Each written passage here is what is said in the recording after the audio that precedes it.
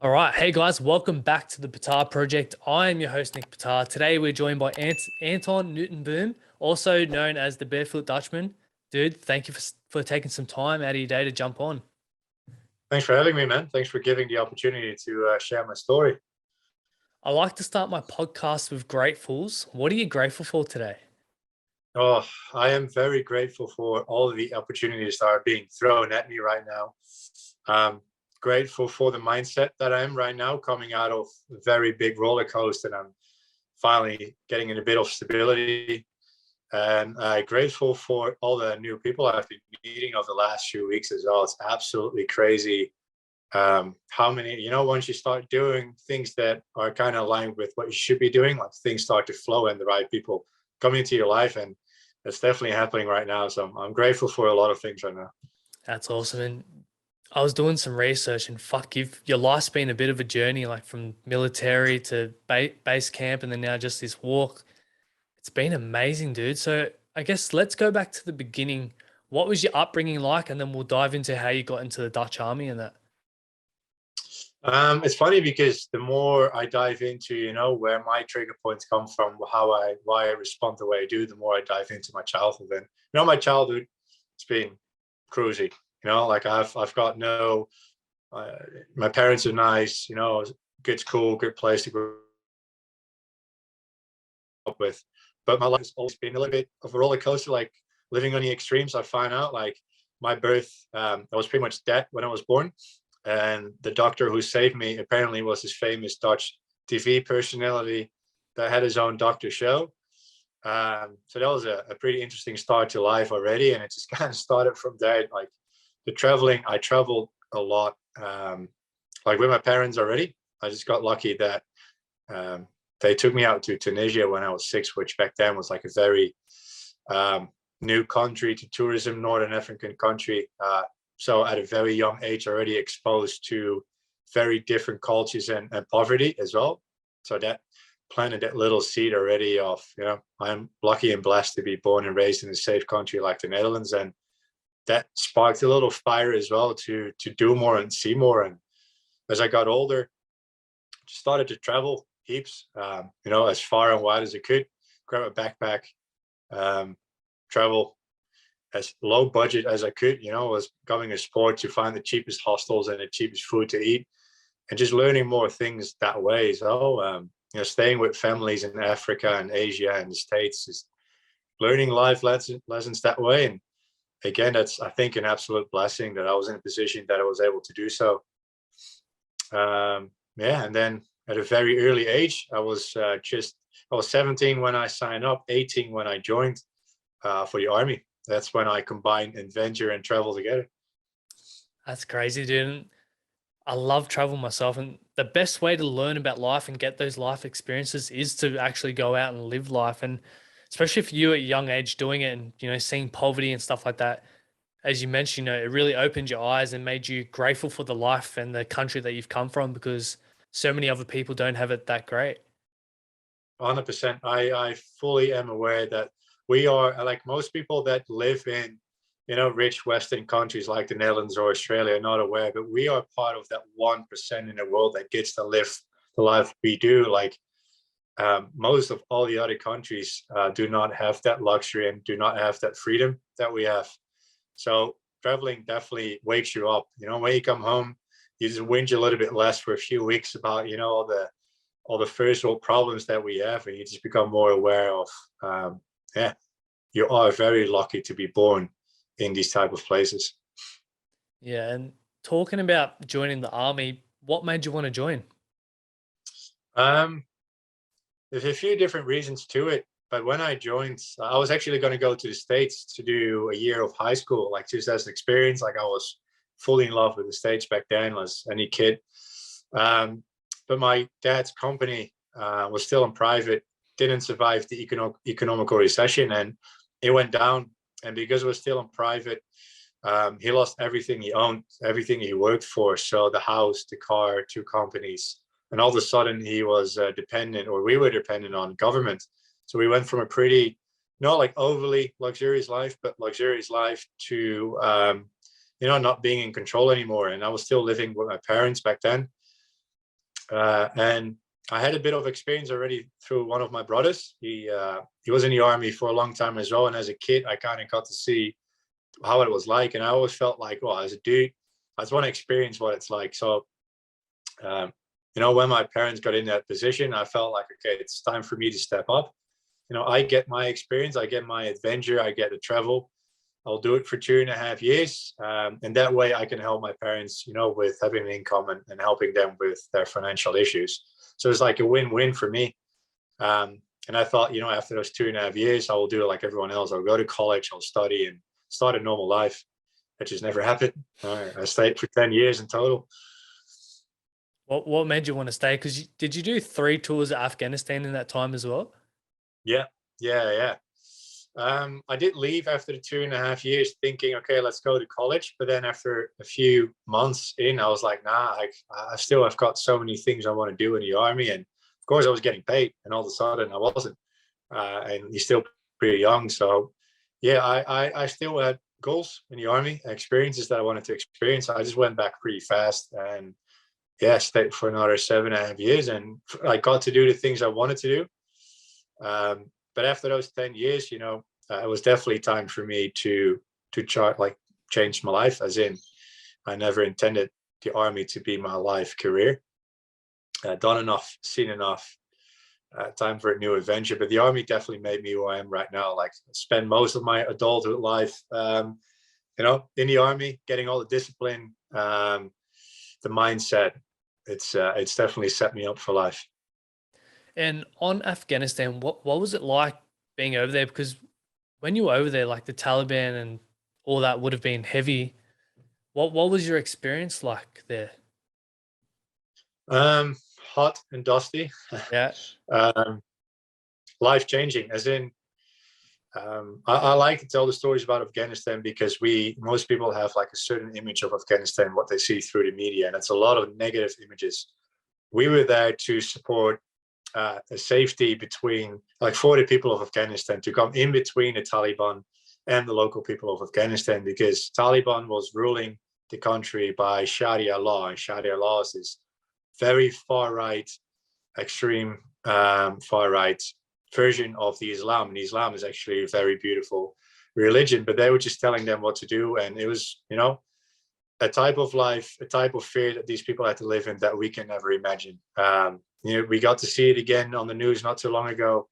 The fact that people already clamped themselves to an outside of an airplane taking off than to live underneath Taliban rule kind of explains, or kind of shows how bad it is. And we were there to stand up as a police force they didn't have anymore, and to train Afghani police and army so eventually they could take over and protect themselves. And it was, a very grateful job in a way, as in I went back 3 times with 2 years in between, and I got to see the difference. So the first time I went, you would hardly see any women on the street. Kids weren't going to school. Definitely no girls going to school. Men had to do a job they didn't want to do. And every time I went back, I saw change happening, and I saw that safety bubble growing, like expanding. So that was really grateful. But of course, being in Afghanistan, you are in a war zone. The Taliban is definitely not there just to give you that space. They were there to cause fear and mayhem, and to stop us from doing the work we did. And that definitely brings moments that you'll never forget in your life. I can tell a story from each mission that I should have been blown up into pieces, but I haven't. Which makes you, I'm lucky in 2 different ways.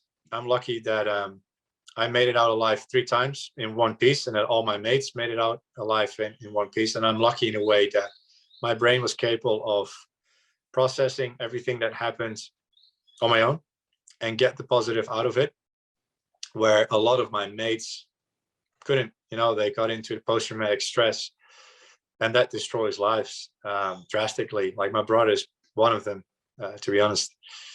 So I'm just very lucky. I'm just taking these experiences with me, and definitely living my life with more gratitude, knowing I don't have to live in those circumstances, and I'm healthy and I'm fit and I can do the things I do. But maybe to take you to a moment that to paint a picture of what happened. Every Sunday we had a Youre. This was in the south of Afghanistan, in a province called Uruzgan. We were there together with the Australians. And a Youre is when all tribal leaders come together in the city of Wood to speak with us, like specially trained officers, to kind of talk about, what's going on in the area, what can we help you guys with, what needs to be built. And in return, we could get information about Taliban whereabouts, so we can just push them out further and further. And of course, that's a very high target for Taliban. Like if they can, reach these people, reach that Youre, then, it's going to 70 virtues for them, and with the highest level of, respect. So we had to do this 360 protection around it. So just pretty much standing guard. And it went well for months, but on Thursdays, the Afghani police and Afghani army that we were training had their own Youres, just as a preparation for the one on Sunday. And 2 Thursdays in a row, they had a suicide attack. So a guy with a bomb vest, getting as close as he could, detonate himself and cause as much chaos and fear as possible. And they did the trick. Like the Thursday after, they backed us to come help them out. Like they didn't want to show Taliban, hey, we're going to stop what we're doing because what you're doing. But they hardly had any Afghani police and army left to do the job, because they were so traumatized, of course, or fearful, or not there anymore. So they asked us, can you please come? So we did. And it's just like a day like any other. When things go well for a long time, it just becomes like any other job, as cliche, as weird as it may sound. And again, this Thursday, I just stood up. I was always hungry, and I just stood up to get my lunch. And the second I stood up, I was on the bazaar site. And the bazaar is, where most life is at in these cities. There was a massive explosion, glass shattering everywhere, a big mushroom cloud. And the only reason why I'm sitting here chatting to you is because for some freak accident, his vest went off by accident too soon. So he was pretty much on his way towards us. All he had to do was walk around the street. It was a little side street that I was standing at. And all he had to do was come there, and I would have been gone. But it wasn't my time yet. I needed to tell more stories, and his vest went off. But the sad thing is, like I said, he was on the bazaar site. There's a lot of civilian life there, and he took 15 civilians with him as well. That kind of shows the stress that you're on, the things that are happening, the things you get to see. And on return of these missions, there's still this massive taboo of speaking up about it. It's easy to joke about it and to kind of just be tough, move on.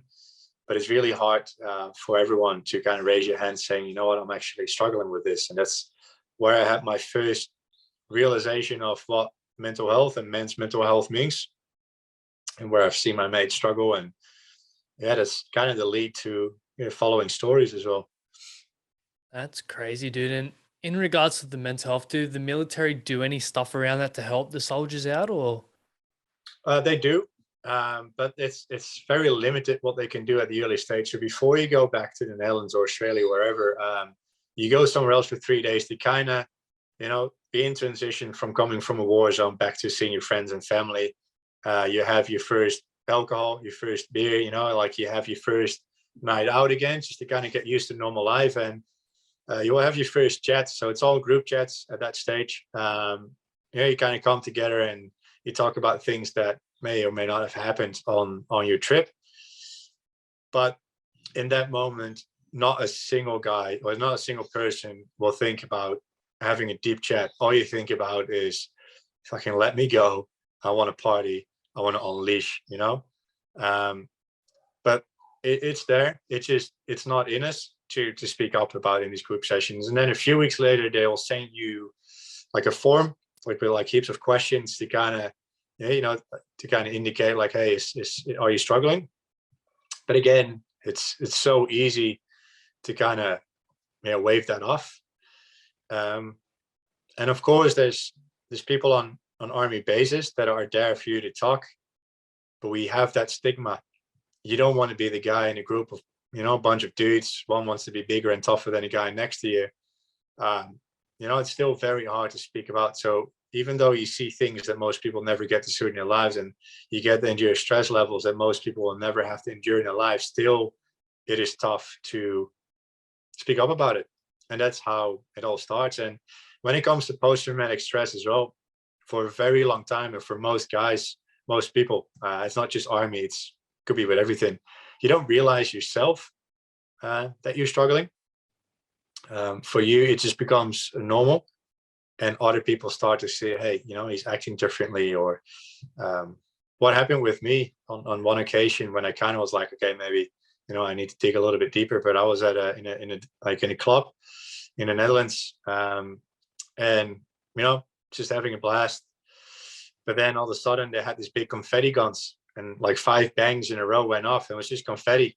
But with the first bang already, I was down, you know, assessing the situation. So I was down on the floor, assessing the situation, checking for exits, checking what people were doing, what phases they were at.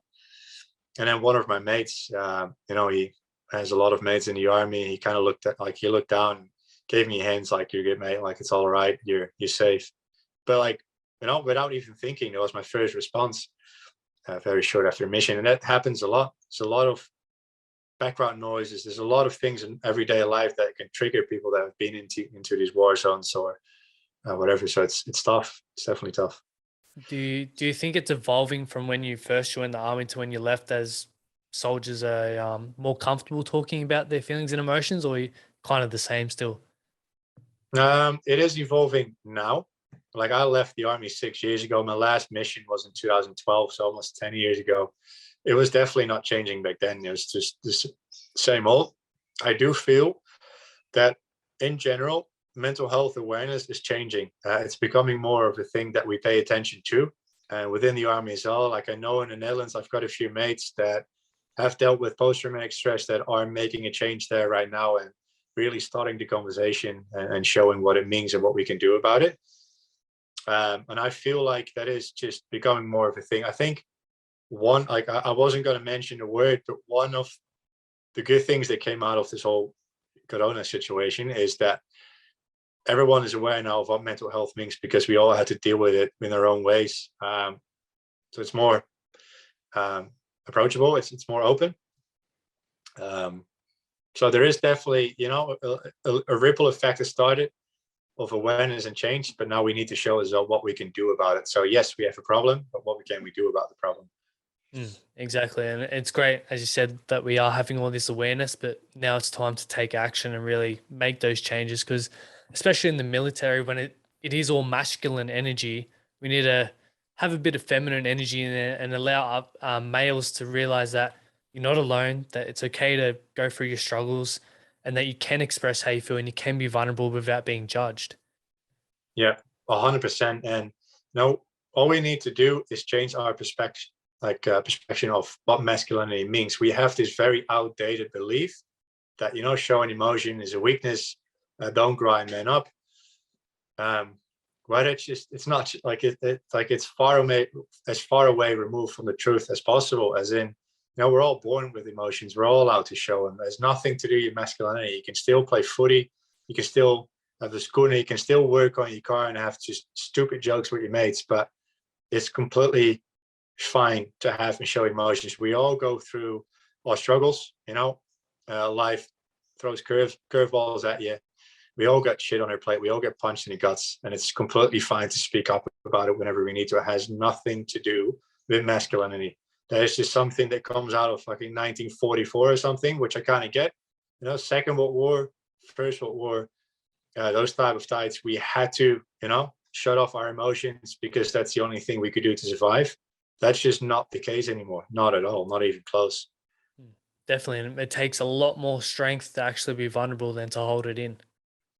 That's it. It's courageous. The opposite, like, it's not weakness. It's courageous to speak up, and that's how we need to see it. And when it comes to men,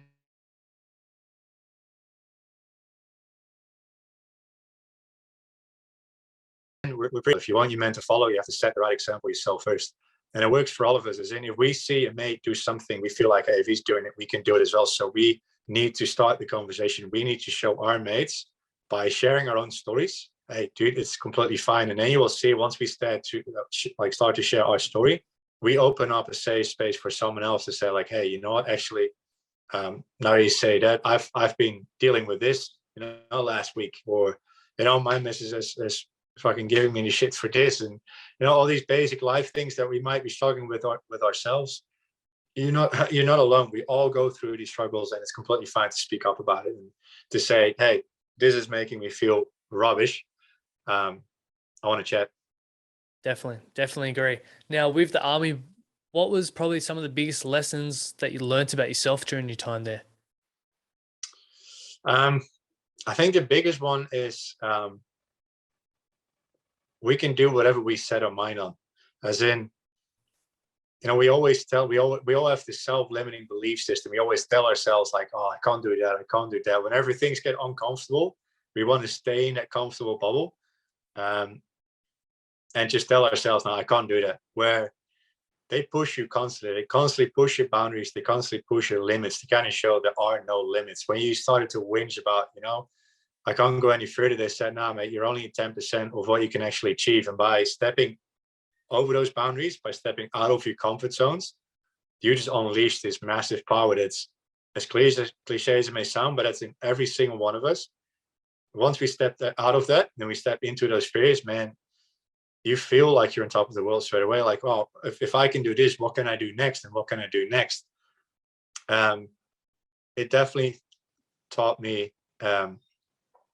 we have this infinite power of we can do whatever we set our minds on. There are no limits.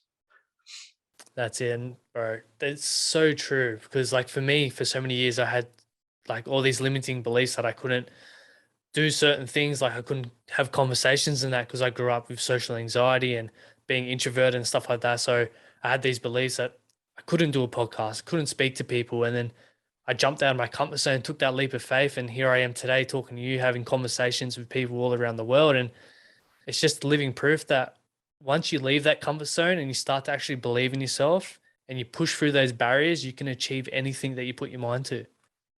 That's it. Like our mind and body are capable of doing so much more than we give it credit for. And especially our mind, our body follows where the mind goes.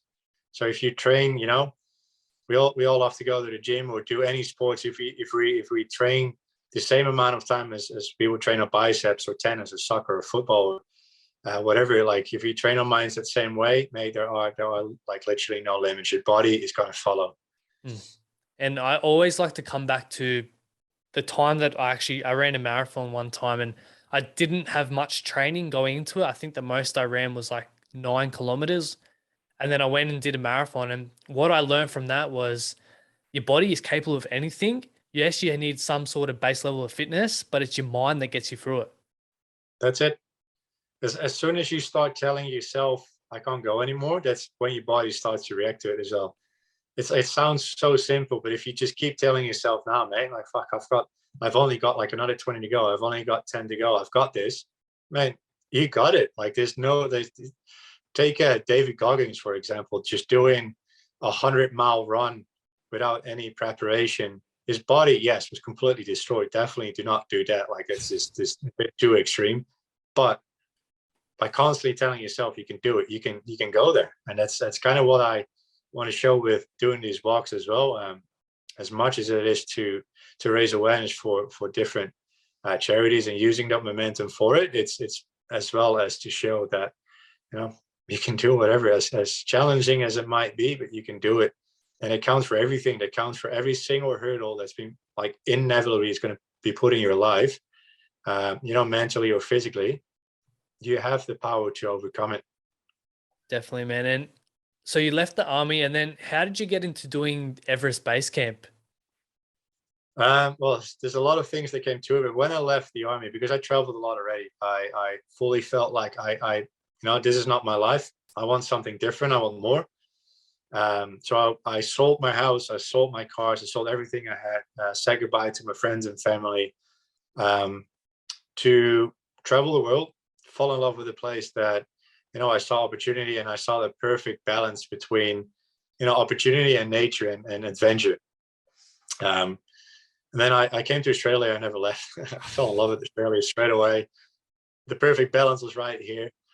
And I distracted myself for quite a while. You know, traveled a lot through Australia for about 1.5 years. And I got into a relationship, and it was a very intense relationship. And pretty much like 85% of the stories that I've heard on my last journey is my mental health journey started with a breakup, a very intense breakup. I had no family here in Australia, of course, so that became my family. And when that fell away, yeah, my life just collapsed. And all of a sudden, when that collapsed, I realized where I was standing in life. And Murphy's Law happened. Everything came on my plate at once. When I left the army, I wasn't aware that I lost my sense of identity. You know, I was a soldier for 10 years. I was very goal driven, very purpose driven. Oh, you still there? Yep. Yeah. And all of a sudden, I didn't know who I was. Like, you know, I was not in the army anymore. I was just by myself traveling in Australia. I had no clue what I was doing. I had no purpose. I had no goal. I was not doing what I wanted to do. Because I was stuck on a student visa, I was very limited in all things I could choose from to work. Officially, I was only allowed to work 20 hours a week. I was working in construction. I was absolutely hating my job. You know, I was so far removed from what I wanted to do with my life. But then because I left the Netherlands selling my house, I didn't give one single fuck about how I left it. So the guy who bought it got everything in. It's like, whatever is in there, it's yours. Like, I don't want to have anything to do with his house anymore, which left me with a $35,000 debt that I ignored for this long. But then, yeah, it was there. It was like, I couldn't ignore it anymore. So all of a sudden I had this massive debt as well, so I had to keep doing the job I was doing to be able to pay for it. But then, you know, the more I got into this, the more I started to get panic attacks, anxiety attacks. You know, I'll be crying on a job site, having to walk away, panic attacks, full-on panic attacks in a car, just driving home, having to get out of the car because I just couldn't control myself anymore. I didn't see a way out, so I was fully heartbroken. Massive financial issues. I had no direction in life. I was falling into like a very deep depression. Because of the depression, I was losing the friends I had as well. They didn't want to be around me anymore, of course, and I kind of felt like I need to keep my distance to them because I'm this black energy around them. They were having, you know, the best time partying, and I wasn't. So all these things kind of came together, and to a point, I couldn't work anymore. I couldn't work, so I didn't have enough money to earn, like to have a living anymore, to have a house anymore. So I was in my 30s, and all of a sudden I had to move back to a 6-bed dorm, sharing my room with 18, 19-year-olds that were having an absolute blast in life. And I was not. So I couldn't be there anymore because the walls started to close in on me. So all that was left for me to do was going on walks, very long walks, just to be outside, to be, you know, surrounded by people, but I didn't have to talk to them, just to be away from everything. And I started to walk. I mean, I live on the northern beaches of Sydney, between Queenscliff and Shelley Beach, like on Manly Beach. I would pace that up and down for 7, 8, 9 hours a day, just kind of exhausting myself. And I got to a point, you know, after a very long time of doing this, where I kind of realized, mate, you're either going to go down a very dark, deep rabbit hole and you're not going to come out, or you're going to make a change, because nothing is going to change, but just keep walking. And there's only one person that can make a change, and that's yourself. No one else is going to do it for you. In that moment, I kind of decided, like, I need to do something else. This is going to end very badly. And I had one friend, and she's seeing this mental/spiritual coach, and you know, that was as far away removed from my comfort zone as possible as well. As in, if someone before would come up to me saying like, "Hey, let's do meditation or yoga," I would say, "Go hug a tree." Like, fuck off. Like, I'm not interested. Where now, I was like, you know, I was at the end of my bits. It's like, yeah, whatever, throw it at me. I need something. So I went to see this mental coach, and I told her up front, I've only got money to do this one session, so give me something to hold on to. And she did. She gave me a book about mindfulness, and mindfulness, finding peace in a frantic world. And that kind of gave me this little bit of light. It's like, hey, I can see things from a different perspective. And all of a sudden, And this is very, very slowly. Some days I would feel better for a minute. Some days I would feel better for 5 minutes. And that kind of build up, but very slowly. I started to appreciate the walks. So I started to feel the endorphins from being active, from doing the walks. I started to appreciate the fact that I was breathing in fresh air, from being outside. I started to appreciate the things I was looking at, the ocean, the sunrises. I started to meet people on the way that I kept bumping into the same people and having chats. And all of a sudden I realized, hey, these people have background stories as well. I'm not in it by myself. I started to listen to more podcasts, read more books, watch YouTube videos of other men going through similar struggles. And all of a sudden, like, fuck, if he can come out of it, then I can come out of it. And it just started to build up and build up and build up to, 2 years of very hard work, of everyday hard work. I was, feeling good again about myself. I reckon even better than I did before. In those 2 years, I learned more about myself than in the 30 years prior to it. And then, like, the Nepal story, long story coming towards Nepal, but I wanted to treat myself for doing the hard work that I'd done to get me to where I was. And traveling was always my thing to go to. And I had money again, so I was like, sweet. Always wanted to see Nepal, always wanted to see the highest mountain in the world. So Nepal I was going to go to Nepal. And because of my travels, because I always felt very aware of how lucky and blessed I am, I wanted to do something back for people less fortunate than I am. And the people of Nepal were definitely those type of people. They had a massive earthquake a few years before. It's like, sweet, I'm going to Nepal and I'm going to do something to raise funds for them. And because of my army experience and knowing that once you push yourself mentally and physically, you'll feel that power again of like, fuck, I can do whatever I set my mind on. So I wanted to feel that as well. It's like, okay, sweet. I'm going to do base camp Mount Everest because that's mentally and physically challenging. So I kind of combined it all, like, perfect. But then I was thinking, yeah, all nice and well, but if you want to raise funds and awareness, you have to come up with a better story than just base camp Everest, because yes, it's challenging, but it's not special. People are not going to think you're this special fella. You need to come up with something that makes it out of the ordinary. And I started to do my walks barefoot because I read about the benefits of walking barefoot, earthing, grounding, and it all works. And I was just walking barefoot one day, coming back from Shelly Beach again, and all of a sudden, like, fuck, I'm pretty sure no one's ever done it barefoot before, because why would you? It's uncomfortable as hell. And as soon as I told myself uncomfortable, that was my light bulb moment. I was like, I'm going to be the first person ever to do base camp Everest barefoot. That will generate more attention to raise more funds and awareness. There we go. And off I went. Dude, that is fucking crazy. How did the feet handle it all? It was definitely tough. Like, the beginning was not too bad, as in, the lower regions, the valleys, it's more a combination of rock, but a lot of, mud. There's just trails and a lot of donkey and yak dung. It's like nice and mushy on the feet when you step into it. But yeah, the higher you get, the more it turns into, bare rock. And at some point, just ice. It's definitely not comfortable, like, it's like the last day, I was swearing out loud with every step I took because my feet were so painful and sore and it was so cold. But yeah, there was only one way of getting there. It's just, as cliche as it may sound, taking one step in front of the other. And that kind of showed me the power of people as well. Like, once I started to see that, I wasn't doing this walk for myself. I was walking to raise awareness for people out in these like remote communities that I was walking through. And to see their response, to see their reaction to when they heard why I was walking barefoot, like this crazy Dutchman all of a sudden coming by barefoot.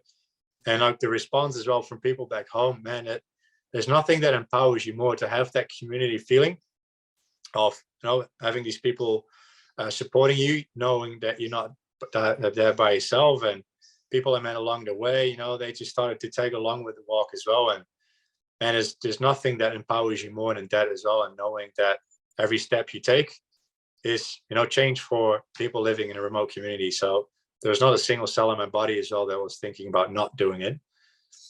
And then I got on the last day, I got to like, this is big rock on base camp, just kind of stating like that's the end of the track, and showing how high you're at.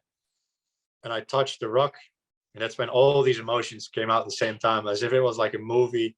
I had no control. It just came out straight away. I started crying and laughing at the same time. And that's when I realized I've got something here. Like it's as simple as using my two bare feet, and a bit of determination can make a difference for a whole community. And well, one, imagine if me by myself does that. Imagine what we can do as a whole collective, like all people coming together. But fuck, I definitely need to keep using these two bare feet, and that's where the Barefoot Dutchman was born. Dude, that's a crazy story and amazing experience. I love how you had the self-awareness to realize that you needed to make a change in your life. You needed to go see someone, and that person gave you that book, which led to you listening to the podcast and all that stuff, and making you realize that you weren't alone and that other people are going through the struggles. And that's why I love having these chats and doing the podcast, because I never know who's going to be listening. I never know what they're going to be going through. And they may listen to us talking about mental health and what you've done and be like, why can't I do that? You know, I may be in a rough situation right now, but he was in that situation at one point as well, and he's come out the other side. So I'm going to do the same thing. So I love that you had the self-awareness to go through that and now be here today sharing that, because it's so inspiring, and I know it's going to touch a lot of people. Thanks, man. Well, that's exactly it. And let me make one thing really clear, as in, doing these walks, I'm not any different than anyone else. Like, I'm just a normal bloke, coming from working in construction as well. But just setting my mind things on this, just to show you that you can do it. Like, we all have this power to do this stuff. And it doesn't have to be a crazy walk, but just whatever life puts you on your path. Like I mentioned before, financial issues, relationship issues, you name it. Like, you have that power to take those steps to come out of it. Yeah, exactly. And whatever pain you're going through, it's not forever. It's always going to No. change. It doesn't always last. You just got to be able to be self-aware and, put in the work to really put yourself in a better path too. And so when you did achieve Everest Base Camp and you had all these rush of emotions and stuff and you got back to normal life, what was going through your mind? Were you like, fuck, what's next? What am I going to do next? Well, at that moment, I knew I needed to come back to Australia to set my life straight. As in, that was just the start of bettering my life and coming on a better path. So that's what I started to do for about like 2 years, just really working on, okay, what do I want in life? Where do I want to go? And start working on that. But then I am just the kind of person that needs to do this shit, I think. And kind of when I felt the ease of, hey, I'm getting where I want to go. I've created a bit more stability for myself. I felt the next thing coming up, and it was mostly because I became fully aware of how bad the mental health problems are in Australia and worldwide. Like, Australia in general, Australia is a very old school country, still like a very old school culture. Living on the northern beaches, I go to north at tall high cliffs. You see these lifeline signs everywhere. Started to look into it, saw the numbers of anxiety, depression, and the worst case suicide. And I felt the driving urge of making that change. Like, I learned all these tools for myself to come out of it, and I wanted to create a platform to share these stories, to create that safe space for someone else, and mostly for men, because I just know, like I said in the army, lead by example. If you want men to follow, do it yourself first. So I wanted to again use my two bare feet, and to show it's as simple as that to make a difference, to do something crazy again, to create that platform. And I started to look in what I could do in Australia, and I just came up like, I want to walk through the men's most densely populated area of Australia, the East Coast, like Cairns to Sydney. That way, I was going through as many towns, cities, communities as possible, so I'll be able to speak as many people as possible, and do it barefoot. And then I found out, like, that's the longest distance ever walked barefoot. So I was I'm out again. Yeah, Good. My battery's going really fast. I need to create, what was I saying, like on the walk. So it was going to be a Guinness World Record, so that creates even more attention towards the whole walk. So that's yeah. When that came into my head, it was like, right, fuck, here we go again. And yeah, I did the walk, 3,019 kilometers, walking barefoot from Cairns to Sydney to raise awareness for men's mental health. Dude, that was amazing. And there was also another world record of, was it 27 hours, 36 minutes of non-stop barefoot walking? Yeah, that's definitely something I will never do in my life again. I mean, that distance walking anyway, but holy hell, that was by far the hardest I've ever had to push myself. So the previous record was standing at around 2,000 Ks, and when I get close to that 2,000 Ks, and I knew I was going to break it that day, I wanted to create like an extra moment of attention around it to raise more awareness. And I found out like no one had ever done like a 24-hour barefoot walk before. I was like, sweet, I'm going to do a 24-hour walk leading up to me breaking the old world record. But as it goes, you know, the 24 hours turned into 27.5 hours because at some point I was just going so slow. Like I could hardly move. Man, I lost it. I was getting delusional. I had other people force feeding me at some point because, you know, they had experience. They were ultra marathon runners and they just saw me like, mate, when is the last time you ate or drank something? And out of my engines, they kind of got like, we need to feed this guy right now. Because I just kept walking. Like I had no clue anymore. And man, that was absolutely insane. But it just showed again, as in, you know, I was already fatigued. I was already tired. I was already hungry from doing the first 2,000 Ks, but your body still has the power to do a 27.5 hour nonstop walk. Yeah. So those two Guinness World Records in one go, pretty much. Wow. And after you did that 27-hour walk, did you have a day off after that, or did you just get up and keep going the next day? No, I got lucky because I finished in Service Paradise, you know, a very luxurious place, and I had the Q1 resort in Service Paradise saying like, hey, you can stay with us for 2 nights. So I had this super luxurious room for 2 nights, and I needed it. I couldn't even move afterwards anymore. My body was so incredibly sore. I was so tired, and I just needed to eat and do nothing. So I was like a zombie in my room, a very luxurious room, a very soft carpet. Stayed there for 2 nights, but then on the third day, yeah, I was already getting restless. Like I didn't want to sit down for too long. I wanted to stay on the move. I didn't want my body to shut off. So on the third day, it's like, yeah, I need to keep moving again. You got a strong mindset, but was there any times during the walk that you had the urge or feeling to give up at all? Not to give up, but definitely there was just so many days where I was just in bits, like so tired, so hungry, so painful. My feet were so incredibly painful because the Bruce Highway, if I would have known up front the Bruce Highway was going to be like the Bruce Highway, I would have never ever thought about doing this walk. But it's just like it's just bluestone gravel rock just thrown on some tar, and then you call it a highway.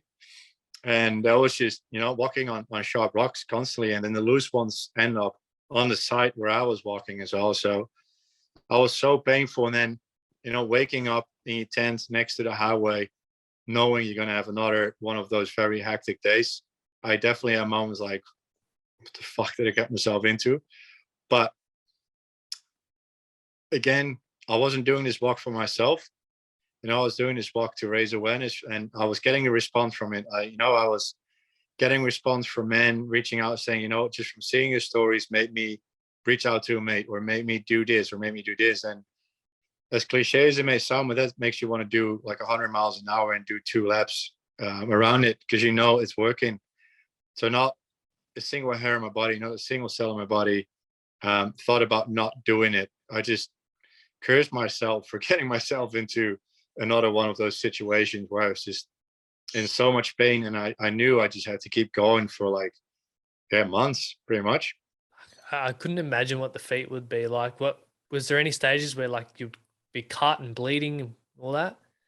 Not cut and bleeding, but so bruised that they were keeping me up at night. So like the ends of like the nerve endings of my feet, like at the bottom of my feet, were so bruised that at night, as soon as I would rest, you know, pins and needles were hammer and chisel pretty much, as in they just woke me up like it's just a shot of pain going through your feet and your leg. to a point where I got a little bit concerned I was doing permanent damage to my feet. But then, yeah, I wasn't going to stop. And now they're completely fine. So it kind of shows as well the body is capable of recovering really well as well. Mm. But it was way more challenging than I ever thought it was going to be. Like the duration of it and the road conditions was bad. It was really bad. How many total days was it? 163, Oh wow, that's five and a crazy, half months. dude. That is Yeah. that's gnarly, dude. Fuck. Yeah. Yeah, it was bad. It was really bad. Like up front, people ask me like, "Oh, how long do you think it's gonna last?" Like I had no clue, but based on nothing, I said like, I think I'm gonna do 25 a day. It'll take me 4 months, but yeah, not even close. I mean, I just didn't know how bad the road conditions were going to be. And you were fully like self-supported and you're funding the trip yourself, right? Not funding it myself. I had sponsors that helped me financially so I could do the walk and raise the money because I had to take off, take off from work for 6 months. But I was self-supported, so I had no support. I was just pushing this little trolley, like a dog trolley with all my camping gear, my food and water in there. And yeah, just by myself constantly. So that way is, more inviting for other people to come and approach me and have a chat. And that's exactly what happened. Like the best thing about this whole walk was that from day one, every single day, people would pull over the car or look for me to see if I was okay, if I needed water, food, a place to stay, to donate, and most importantly, to chat, to share their stories of what mental health means to them, which gave me the opportunity to share their stories again for other people to benefit from. So it was absolutely amazing when it comes to that. Were there any stories that stick out to you? Yes.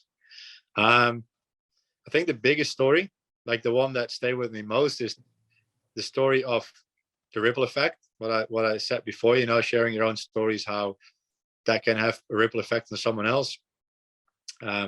Before I did the walk, I went on a little holiday in the Whitsundays, and just to kind of like decompress before I started on the madness. And I met this couple on one of the boats, and they were madly in love. They were on a honeymoon. It's just absolutely amazing to see them that way. And they reached out when I got closer to where they live, saying like, "Hey, we want to help you in whatever way we can." And they did. Like they had this luxurious caravan. They just had me in there for 4 nights. They would just pick it up, drop it off to the next point, 4 nights in a row, fully filled with food and drinks. Amazing. And then on one of the days, the guy asked like, "Hey, do you mind if I come for a bit of the walk with you? I just want to experience what it's like." It's like, "Yeah, dude, of course. Like that's what this whole walk is for." And he did it barefoot. Absolutely amazing. He finished the whole thing barefoot. He couldn't walk for 2 or 3 days after, but he did it.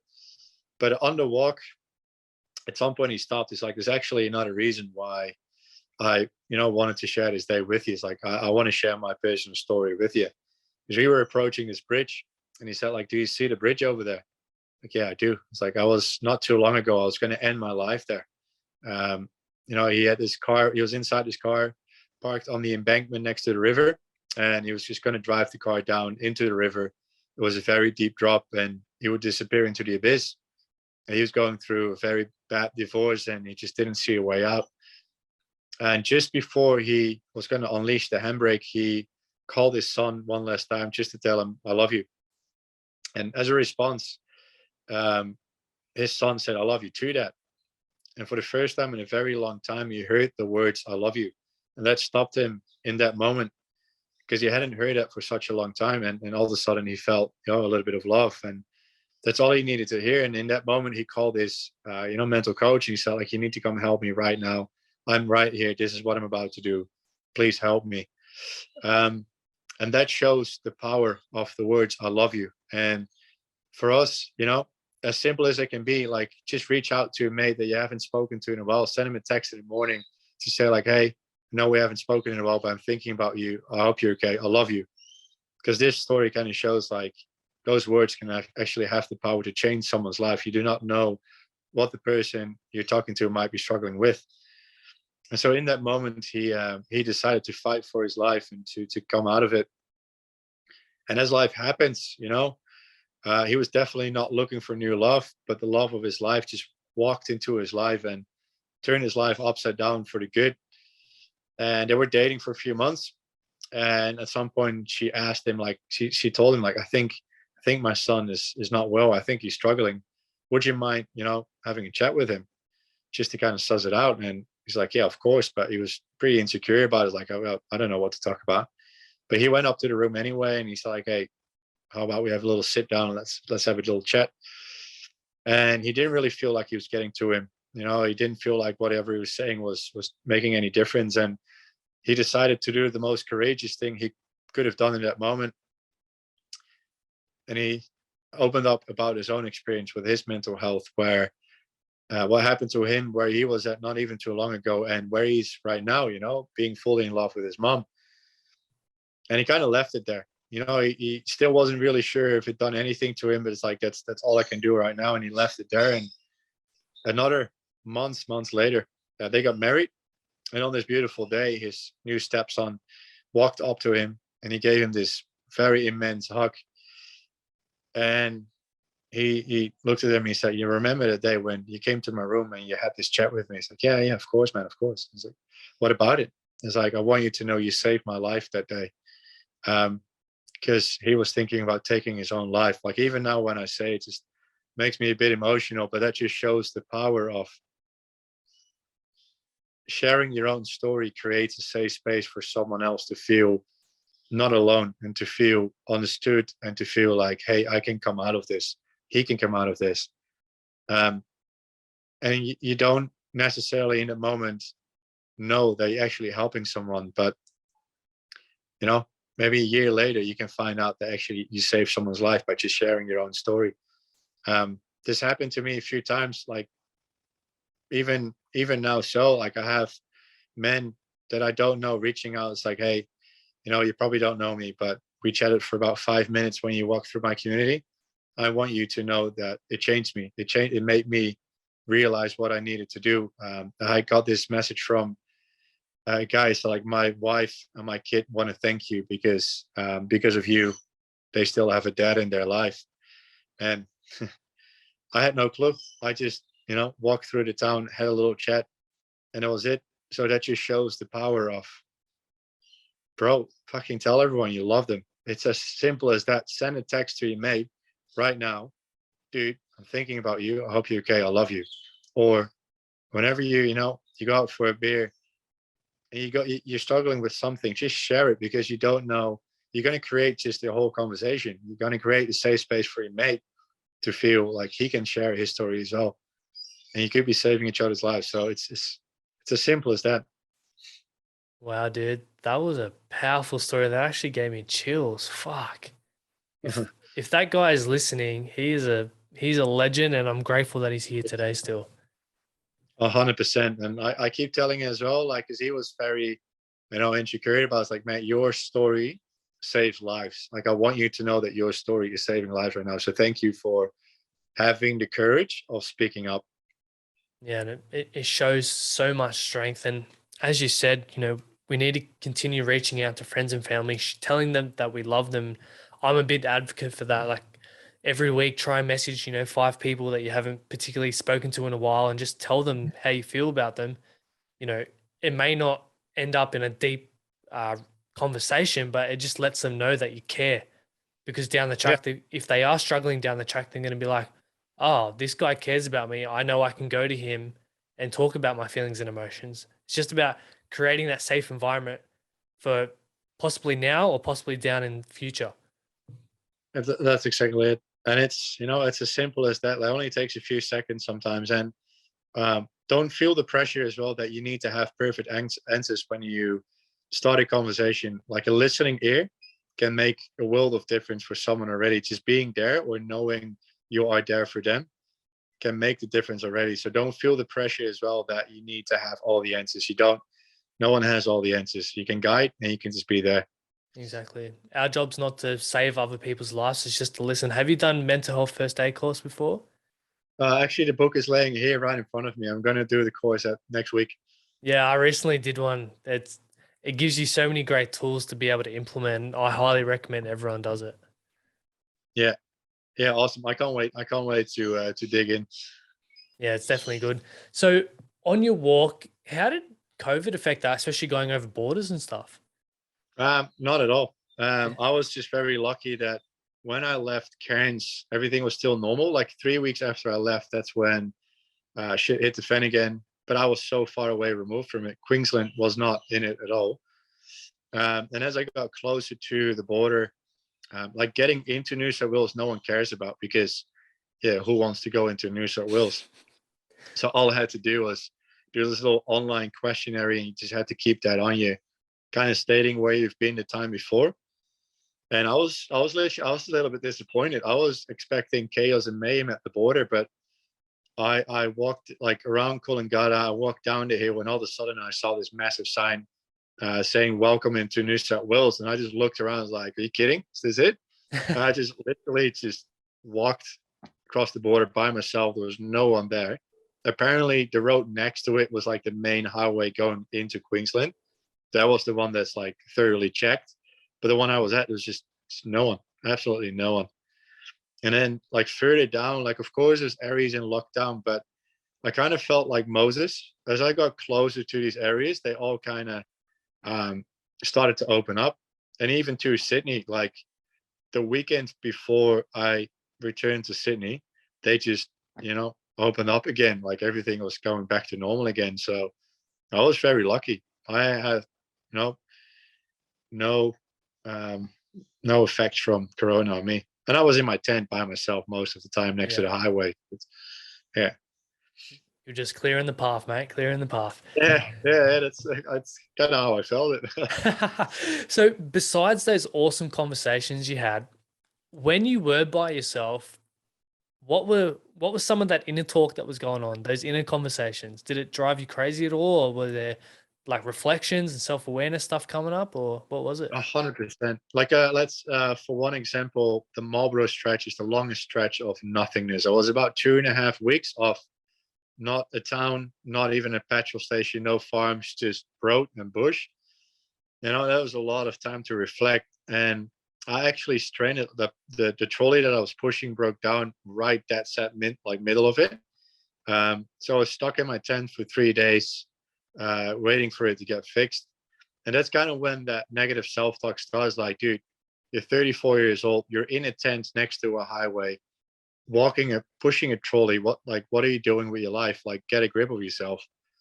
But that was the only moment that I actually kind of had that.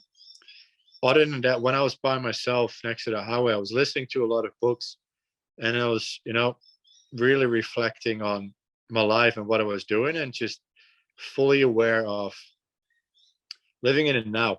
That was the thing I did most, like fully aware of where I was walking, the fact that no one else got to do it that way. I started to look at every single little detail that I saw and just appreciate it in its own way. When you drive it in the car, it's boring as hell. Like you see the same thing for 3 hours.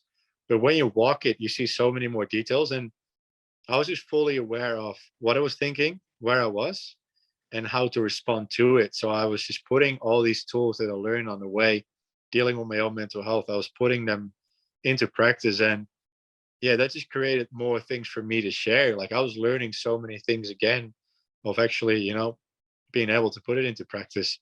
And when I was tired and when it was painful, of course, I was just cursing out loud. Like, if people would drive by, they would hear me. Like they must have thought like, dude, there's a full-on lunatic by himself next to the highway. I was cursing so much. But then again, kind of at the end of the day, patting yourself on the shoulder for like, hey, you woke up knowing you're gonna have to face another day of this rubbish, but you did it again. And doesn't matter like how much distance I've done on a day, you're that much closer again to your end goal, and you're that much closer to becoming a better version of yourself in that sense. And yeah, just kind of giving myself credit for just waking up, because sometimes in everyday life as well, getting out of your bed is one of the hardest things to do already, because you're going to have to face the day. And we take those days for granted. We just kind of go through them, and we take them for granted, and another day the next, another day the next. Instead, we have to wake up, and as soon as we get out of bed, fucking give yourself a massive high five for facing another day. Look yourself in the mirror, as cliche as it may sound, and actually give yourself a freaking high five, because it takes courage and it takes, you know, power and everything to take those 2 steps out of bed and to face the day. And by the end of the day, you know, give yourself the credit for going through another day. And even though it kind of feels like, you know, nothing has changed, but it did, because you're one day closer to, you know, becoming better. And that's definitely something that I was fully aware of on this walk. You know, it seemed like endless, not changing, same thing every single day. But every day I knew, now I'm, you know, a few steps closer again to finishing and yeah, hopefully creating a change. That's a great mindset to have. And obviously, it was a tough journey, but for me, I get this feeling that it was really healing for you. Yes, it was healing, in a sense of what I just said. You know, I learned so many things about myself, um, showing again, you know, the mind and the body are so freaking strong. Showing as well that we get to see so much negative shit on the news right now, so we kind of lose our faith in humanity. This fully restored it, and I was in this very luxurious position of showing it to other people as well. Like, there are a million times more good people and good things happening out there than we get to see, and this fully gave me that energy. It's like, holy shit, like all these people out here are here to help me, but to help you as well. um you know, especially with this COVID, like we're all going through it in our own ways, but this kind of show we're all there for each other as well. And that's something that we need to show each other now more than ever, that we are there for each other. And that's what this walk has showed me. Like, everyone was there for me. I didn't know these people, but still, you know, they would go out their way. They would get into the car, track me down with a hot meal and just make sure I'm okay. And I've seen them do that to other people as well. It happens. Like, what we get to see in the news right now is only like a tiny, tiny percentage of what is actually happening towards each other. So we kind of need to open up our eyes to it and do it ourselves as well. You know, an act of kindness takes zero effort, but can have a massive effect on someone that might be struggling that day. Um, every single person I met, and I met more than 1,000 people on this walk, has got a background story. So just know, when you're walking through the supermarket, when you're in traffic, when you walk through the city, every person you see has got something going on in their life. So be kind. You know, even if that person is a dick to you, know that person is being a dick because there's something going on in his life that he's struggling with. So he can detonate that whole bomb by just showing a bit of kindness. Like, just ask, dude, you okay? You know, you need to unload a bit. I'm here. As weird as that may sound, but it does the trick, you know, like, because people don't expect it. People don't expect you to be kind. And it only takes kindness and love to detonate something like that. And it just creates this whole wave of good things happening. Definitely. And the human race is beautiful. There's so many great humans out there, and the news just shows the negative stuff, but there is a lot of positivity out there. It just needs to be more louder and shown more. And I That's it. love that you mentioned being present, because so many of us are not being present in our day-to-day lives. We're so focused on either the past or the future that we actually don't take time to actually be present and focus on what's going on now in our lives. And that's why there is so many mental health issues, because we're not focused on the now. We're not focused on being. Yeah, exactly that. Like, we worry too much about things that already happened or may even happen, but we forget to fully appreciate where we're standing right now. And that's the only moment that really counts. Sorry, my computer was playing up a bit. Yeah, no worries. No, I was just agreeing. It's just like, that's exactly what's happening right now. We worry so much about things that are not going to happen anymore, or things that might happen but maybe not, instead of just fully focusing on where we're standing right now. That's the only moment that really counts, as cliche as it may sound. And no matter how bad the situation is that you are in, and as hard as it is to see and feel that sometimes, by the end of the day, there's always 3 things that you can be grateful for. And it helps like no other than to write these like 3 things down, or to say them out loud, because that kind of triggers your brain as well to get more in a positive mindset before you go to bed. um, so instead of you know, overthinking the past and the future by the end of the day, or in the morning when you wake up as well. Like, just think of the things like you can be grateful for, and it could be as basic as I have a roof above my head right now. Like, there's so many people that do not have that. I have food on my table right now.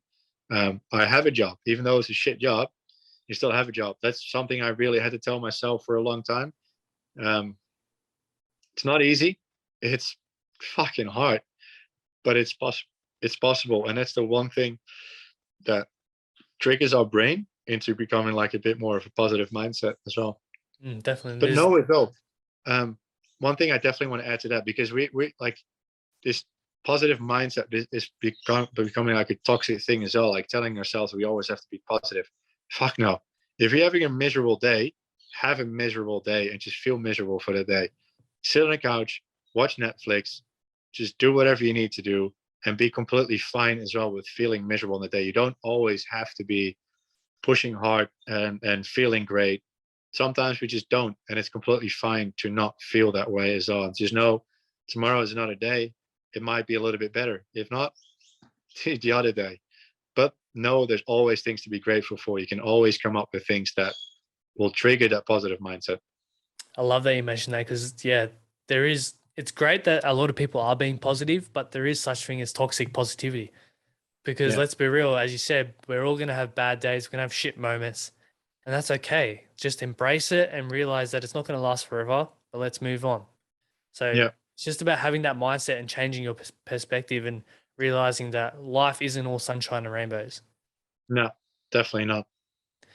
With your walk, so when you finished it, what was the come down like after? Yeah.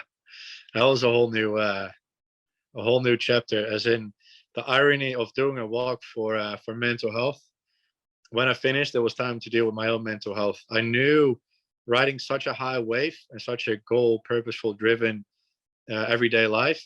I knew that once I finished, that would, drop away, and you're gonna have a calm down. That's for sure.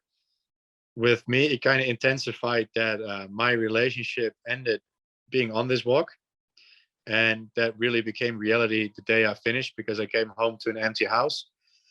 And 2 days after I arrived, the Australian government denied my visa, so I was pretty much being kicked out the country.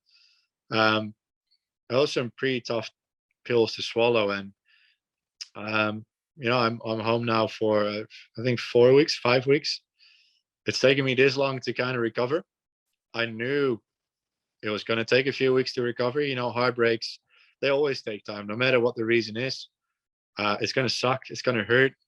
This time I just knew, okay, I'm going to have to brace myself. I'm just going to have to bite through it. It will be okay. It will be all right. And lucky enough, I had a lot of positive things that came into my life because of this walk that eventually I could focus on. But this time I really let myself deal with it. So I really sat still for a few weeks, not distracting myself, and really go through the struggles of the pain and the hurt, to really process it and to really give it a place instead of distracting myself.